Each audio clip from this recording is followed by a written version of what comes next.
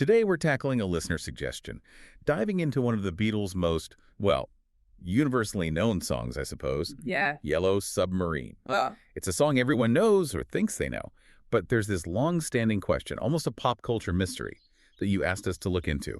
What was the Yellow Submarine? Just a fun kid's song about a boat? Or, something? Well, something darker. right. That's the mission. We've looked at the sources, the history, the theories, and we're aiming to get to the bottom of this question that pops up online all the time. Was it just pure whimsy, or is there some kind of hidden, maybe even conspiratorial, meaning baked in? Okay, let's dive straight into that murky water then. The submerged theory, as some call it. It sounds a bit out there at first, but you can see how people got there. The whole thing seems to pivot on one seemingly tiny detail. The color. Yellow. Yes. The theory goes that in the 1960s, certain prescription drugs, specifically some rather notorious downers like Quaaludes, were commonly produced as yellow tablets. And so the connection is made. The Yellow Submarine isn't this charming vessel you sail away in. No, according to this interpretation, it's the pill itself. You don't sail in it, you gulp it down. The lyrics are reread through that lens. So the chorus, "We all live in a yellow submarine," suddenly shifts.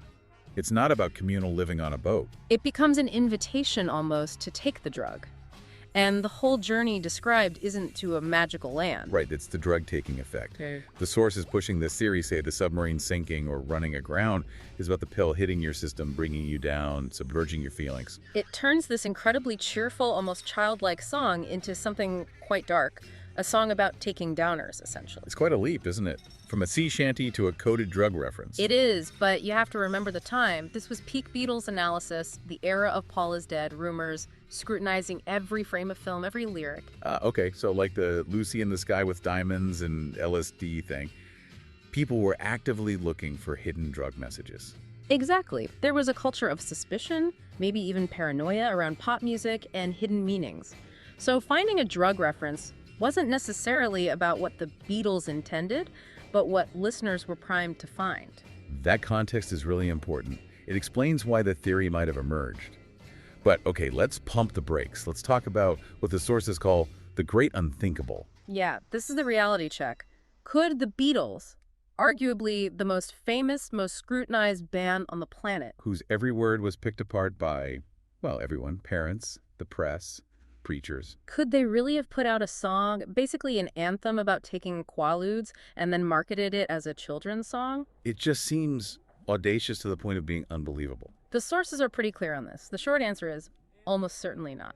Even for them, masters of pushing boundaries and subtle messages, an actual undeniable drug anthem aimed at nursery schoolers. That would have been something else entirely. It wasn't some obscure track. It was a massive hit single. A global #1 in many places, and presented very openly as this fun, lighthearted thing. The sources even make a bit of a joke about it, suggesting this theory assumes Liverpool schools in the 60s were teaching advanced pharmacology instead of, say, geography. Right. The idea of this complex chemical code originating there in that song, it just doesn't quite fit the picture, does it? It feels like projection, I think. Us looking back now with decades of cultural analysis baggage, trying to find depth where maybe there wasn't any intended. We're looking for complexity they perhaps never put there. Exactly. Which kind of brings us back towards the simpler explanation and towards the man who actually sang the song. Okay, so let's pivot. Let's talk about the simpler, maybe funnier truth. The sources call this Ringo's redemption. Yeah, and the sources amusingly state the drug theory never held any water. Nice little pun there. Yeah. So the focus shifts to Ringo Starr. He wasn't the architect of some dark conspiracy. Not at all. He was just the guy who needed a song to sing on the album. Something simple, something catchy. The story goes, and the sources lean this way, that the idea might have come to him when he was, shall we say, recovering. Recovering from a monumental hangover, as one source puts it. Something like that. Maybe half asleep, wanting something easy, a kid's story, a simple tune. Paul McCartney helped flesh it out. Donovan apparently chipped in a line. It was collaborative, but rooted in simplicity. So it's a story about a little boat. Because a little boat seemed like a fun, easy thing for Ringo to sing about. Pretty much. And what's really telling is how the band themselves always talked about it. They were completely open. No coyness.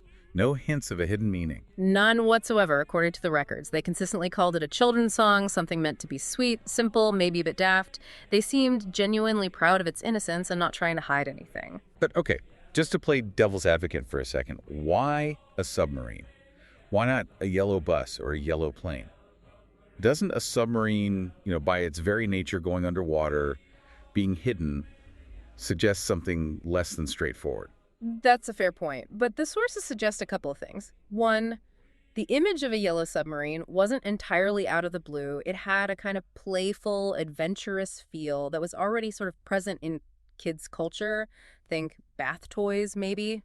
And two, sometimes it just comes down to musicality. Yellow Submarine has a certain rhythm, a certain sound that just worked for the chorus they were building. It fit the melody, the cadence. So it was a fun visual that also happened to scan well musically, not necessarily chosen for its symbolic depth. That seems to be the most likely explanation based on what they said and how they worked. It wasn't some deep metaphor they invented. It was more like grabbing a colorful image that fit the mood. All right, that makes sense. But we still need that killer piece of evidence, right? Yeah. The thing that really seals the deal and says, look, this was just about having fun in the studio. The sources do offer something like that, don't they? The aha moment. They do. And it's not in the lyrics, interestingly enough. It's in the actual sounds on the record. You mean the sound effects? Yeah. The party noises, the band playing? Exactly. The sources describe the recording session as being, well, chaotic fun, lots of friends invited, noisemakers, brass bands. But there's one specific sound effect. If you listen really closely during the verses, amidst all the clanging and shouting, What is it? you can hear someone stirring water. Not just a little bit, but like sloshing water around in a big metal tub or a bucket. Seriously?